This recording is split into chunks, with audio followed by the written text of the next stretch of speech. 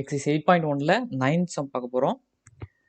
If the standard deviation of data is 3.6 and each value of the data is divided by 3, then find the new variance and new standard deviation. ஒரு தரவின் திட்ட விலக்கம் 3.6 ஆகும். ஒவ்வொரு புள்ளியை 3ஆல் வகுக்கும் பொழுது கிடைக்கும் புதிய தரவின் திட்ட விலக்கம் மற்றும் விலக்க வர்க்க சராசரியை காண்க.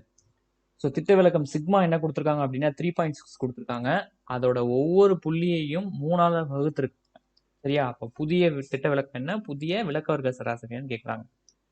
ஸோ இந்த மாதிரி ஒரு டேட்டாவில் என்டையர் பாயிண்ட்ஸையும் 3ஆல் டிவைட் பண்ணும் பொழுது அதுக்கு கிடைச்சிருக்க ஸ்டாண்டர்ட் டிவியேஷனை எதால் டிவைட் பண்ணுறோமோ அதே நம்பரால் டிவைட் பண்ணணும். ஸோ நியூ சிக்மா என்ன கிடைக்கும் அப்படின்னா 3.6 மாதிரி பழைய ஸ்டாண்டர்ட் டிவியேஷனா அதை எந்த நம்பரால் டிவைட் பண்ணுமோ அதால் டிவைட் பண்ணணும். ஸோ 3.6 டிவைட் பை 3, 3.6 3ஆல் டிவைட் பண்ணால் 1.2.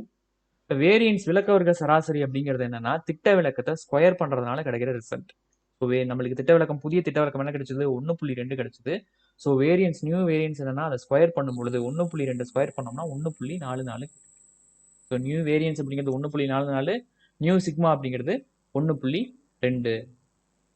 Dinesh centre maths channel subscribe பண்ணுங்க. 9th 10th 11th 12th maths video பாருங்க.